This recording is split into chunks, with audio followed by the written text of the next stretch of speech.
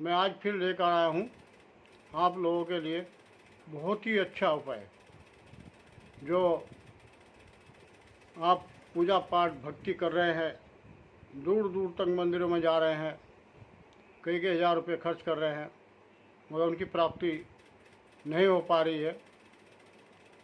आप इस उपाय को करेंगे तो आप तुरंत ही महसूस करेंगे कि हमारे ऊपर कोई शक्ति है, हमारे ऊपर किसी का आशीर्वाद चल रहा है। तो ऐसा उपाय लेकर आया हूँ भगवान श्री कृष्ण जी को खुश करने का, मोहन जी को खुश करने का उपाय है। तो आपने उन्हें प्रसन्न करना है और छोटा सा उपाय, जैसे आप घर में आरती करते हैं उस समय वो उपाय कर लें तो आपसे भगवान श्री कृष्ण जी हजारों वर्ष तक, 10 पीढ़ियों तक आपसे प्रसन्न रहेंगे। अगर आपने ये 2 उपाय हैं छोटे छोटे, अगर दोनों में से एक भी कर लिया तो भगवान जी की प्राप्ति आपको हो जाएगी। आप खुद महसूस करेंगे, आप खुद महसूस करेंगे एक हफ्ते के अंदर अंदर कि हमारे ऊपर किसी की कोई शक्ति है, किसी की कृपा बरस रही है भगवान की। तो ऐसा आप महसूस करेंगे और आप समझ लेना कि आपके ऊपर नंद लाला श्री कृष्ण जी की कृपा आपके ऊपर हो चुकी है। तो एक छोटा सा उपाय है, करके देखना आप। चलते हैं उपाय की ओर। मैं चंद्रपाल चौहान, शिष्य गुरु गोरखनाथ। मैं प्रणाम करता हूँ सर्वप्रथम अपने गुरुदेव गुरु गोरखनाथ जी को, अपनी माता शाकुंभरी देवी जो मेरी कुलदेवी है, अपने पितृदेव को प्रणाम करते हुए मैं अपने सभी यूट्यूब प्रेमियों को नमस्कार करता हूँ और स्वागत करता हूँ अपने यूट्यूब चैनल भक्ति की शक्ति पर, जो लगातार हर वीडियो मेरी देख रहे हैं और बहुत अच्छे अच्छे कमेंट भी कर रहे हैं। उनका स्वागत, बार बार स्वागत करता हूँ। चलते हैं उपाय की ओर।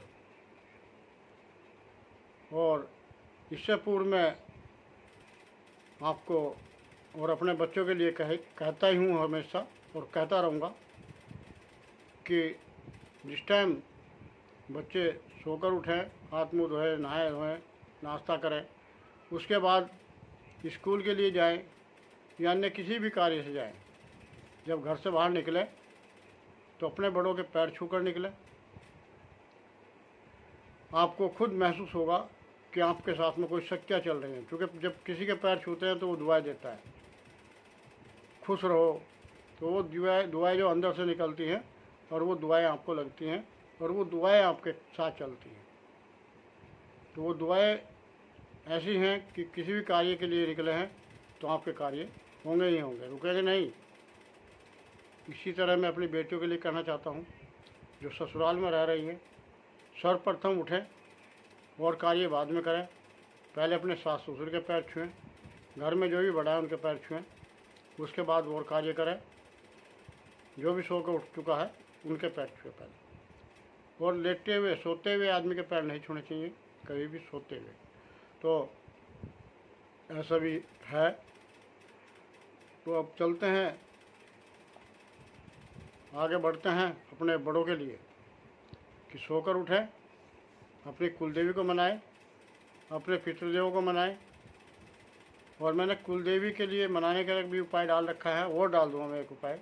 बहुत अच्छा उपाय मुझे मिला है कुलदेवी को मनाने का और पितृदेव को मनाने का। बहुत अच्छे अच्छे उपाय मुझे मिले हैं, मैं ढूंढ रहा था। तो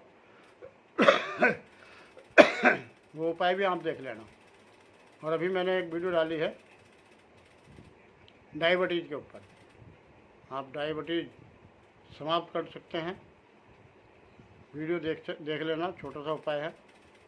और एक वीडियो भी डाली मैंने गुरु गोरखनाथ जी का, जो बीज मंत्र है, बहुत ही सफल मंत्र है।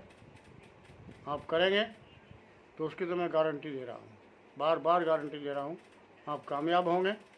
और वो मंत्र कैसे काम करते हैं, आप स्वयं किसी को झाड़ा लगा सकते हैं, जब वो मंत्र सिद्ध हो जाएगा आपकी चिमटा सिद्ध हो जाएगा। क्योंकि गोरखनाथ जी के साथ में अगर मंत्र करते हैं तो चिमटा अनिवार्य है, उनका धुना भी अनिवार्य है।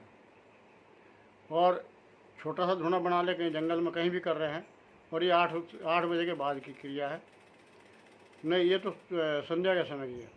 जो गोरखनाथ जी का साध्विक मंत्र है ये संध्या के समय का है। और सुबह मॉर्निंग जिस टाइम सो कर उठते हैं, नहा धोकर पूजा करते हैं, उस टाइम आप मंत्र का जाप करेंगे और ये सिद्ध होगा ही होगा। आजमाया हुआ है, जो मैंने भी सिद्ध कर रखा है। तो आप भी सिद्ध करें और दुखियों का भला करें, अपना भी भला करें। अब चलते हैं अब इस मंत्र के लिए जिसके लिए मैंने वीडियो डाल रहा हूँ आज। जिस मंत्र के लिए वीडियो आज डाल रहा हूँ, बना रहा हूँ, तो उसके पास चलते हैं, उस मंत्र के पास।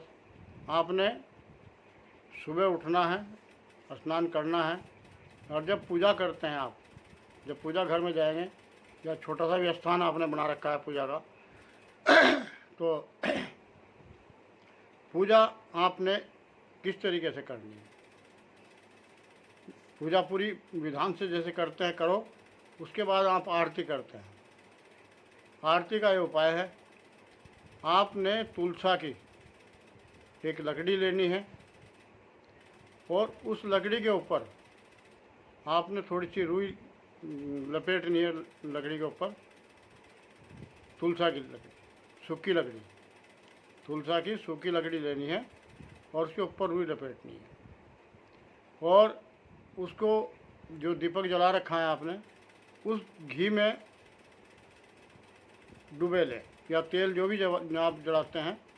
घी नकली नहीं होना चाहिए। अगर घी में आप पूजा करते हैं, आप लाते हैं, मैंने देखा है कई बार दुकानों पर, पूजा वाला घी दो।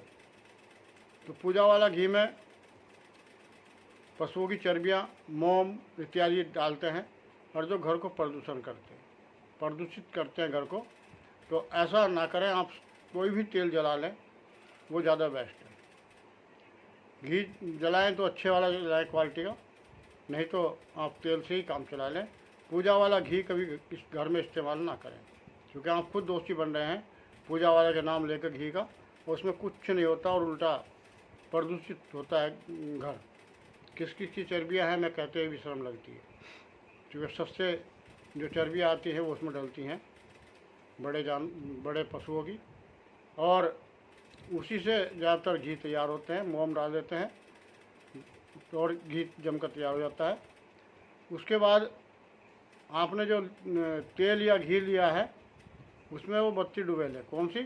जो लकड़ी पे, तुलसा की लकड़ी पे रुई लपेटी है, वो घी में डुबा लें मतलब, और उससे आप आरती करें। आरती आपकी 5 मिनट की हो, 2 मिनट की हो, 10 मिनट की है, तो मोहन जी के सामने कृष्ण जी का ध्यान लगाते हुए, कृष्ण जी का फोटो सामने रखते हुए, और कृष्ण जी की आरती करें उससे। जब कृष्ण जी की आप आरती करेंगे उससे, तो कृष्ण जी तुलसा मैया से बहुत खुश होंगे आपके लिए, कि इतना खुश होंगे कि आप दर दर भटक रहे हैं, मंदिरों में जा रहे हैं, बहुत दूर दूर की यात्रा कर रहे हैं। यात्रा कुछ लोग पिकनिक के हिसाब से भी करते हैं, चलो घूमने को जा रहे हैं। कुछ यात्रा अच्छी दिल से करते हैं और जो भगवान जी के प्राप्ति के लिए जाते हैं। मगर उससे भी अच्छी प्राप्ति जो मैं बता रहा हूँ ये है। आप ऐसा करें, 10-5 दिन करके देखें, 7 दिन करके देखें। 7 दिन में आपको घर में ऐसा लगने लगेगा कि हाँ, घर में हमारे कोई शक्ति है। एक उपाय और कृष्ण जी का ही है, अगर आपने वो कर लिया तो 1000 साल तक किसी की पूजा भी करने की जरूरत नहीं। आप करते रहो तो अच्छी बात है, मगर भगवान इतने खुश होंगे कि आप कहोगे कि हाँ, बहुत ही अच्छा मेरा घर चल रहा है और एक शक्ति मेरे साथ में है। तो आप ऐसा महसूस करेंगे।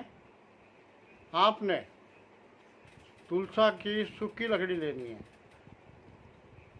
बहुत सारी लकड़ी चाहिए इसके लिए, और थोड़ा सा भोग आपने बनाना है भगवान श्री कृष्ण जी के लिए। और वो भोग तुलसा की लकड़ी से बनना चाहिए, मतलब नीचे तुलसा की लकड़ी जलाएं, इतनी लकड़ी इकट्ठी करें और 1-2 बार भोग बना दें तो बहुत है आपके लिए।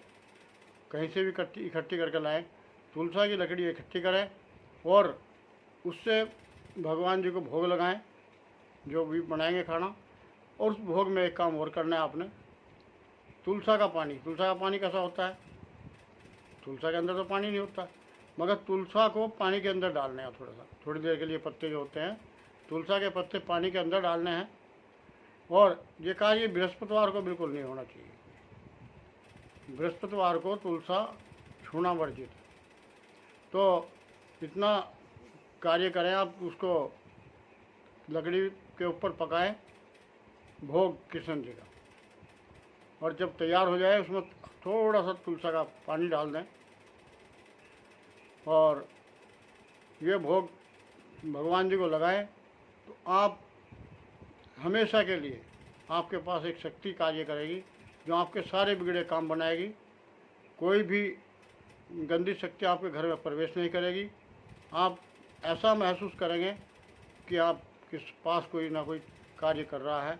मेरा कार्य तो ये बंद पड़े थे, अब होने शुरू हो गए हैं, तो ऐसा आप महसूस करना शुरू कर देंगे। तो ये आपने करना है शुक्रवार के दिन से स्टार्ट करना है। शुक्रवार के दिन से स्टार्ट करें और 1-2 दिन तक लगातार करें। भोग ना दें, बाकी भोग तो एक बार दे दिया आपने, इतनी लकड़ी कहाँ से लाएंगे? फिर एक हफ्ते बाद आप भोग दे दें। मतलब 2-3 बार भोग देना ज़रूरी है। जो तुलसा की लकड़ी से आपने बनाया, तुलसा की लकड़ी से बनाकर आप भोग देंगे और वो भोग भगवान बड़े प्रसन्न होंगे और आपको दुआएं देंगे। अब मतलब शुक्रवार से करना है। और जब तक आप कर सकते हैं, आरती के समय जो लकड़ी की पूजा बताई है मैंने, तुलसा की लकड़ी पर रुई लगा के, वो जब तक आप कर सकते हैं उतना अच्छा है, आप करें। अब मैं आप लोगों से विदाई लेता हूँ, मिलते हैं फिर अगली वीडियो के लिए। और एक वो वीडियो ज़रूर देख लें मेरी, कौन सी, जो गोरखनाथ जी वाली। अगर कोई भी मंत्र साधना करना चाह रहे हैं, साध्वी मंत्र है, घर में बैठे कर सकते हैं, बिना गुरु के कर सकते हैं, कोई खतरा नहीं है, कोई बंधन लगाने की ज़रूरत नहीं है। तो ये गुरु गोरखनाथ जी का मंत्र है। आप स्वयं अपने आप भगत बन सकते हैं, अपना तो भला करेंगे, आप दूसरों का भला भी कर सकते हैं। तो इतना अच्छा मैंने मंत्र डाला है। और अगर आवश्यकता है तो मेरे फ़ोन पर संपर्क कर सकते हैं। मेरा फ़ोन नंबर नोट कर लें, 963928282524 9639282524 9639282825। यह आप मेरा नंबर है, जो व्हाट्सएप भी चल रहा है। आप फ़ोन भी कर सकते हैं, व्हाट्सएप भी कर सकते हैं। सुबह 10 बजे के बाद किसी समय भी आप संपर्क कर सकते हैं। तो यह आप उपाय करें। और जो गोरखनाथ जी का जो मंत्र बताया है, कहीं दिक्कत आ रही है, कुछ भी पूछना है, आप बेझिझक पूछ सकते हैं। तो किसी भगत से आने की ज़रूरत नहीं है आपको, पैसा खर्च करने की। आप स्वयं भगत बन सकते हैं। मैं विदा लेता हूँ। मैं चंद्रपाल चौहान, शिष्य गुरु गोरखनाथ। फिर मिलते हैं अगली वीडियो के लिए। जब तक के लिए आप इंतज़ार करें। और इस वीडियो में अगर आपको अच्छी लगी है, आपको उपाय अच्छा लगा है, तो आप लाइक कर देना, सब्सक्राइब कर देना और कमेंट में लिखकर बताना वीडियो कैसी लगी है। जय हिंद, जय भारत, जय सनातन धर्म।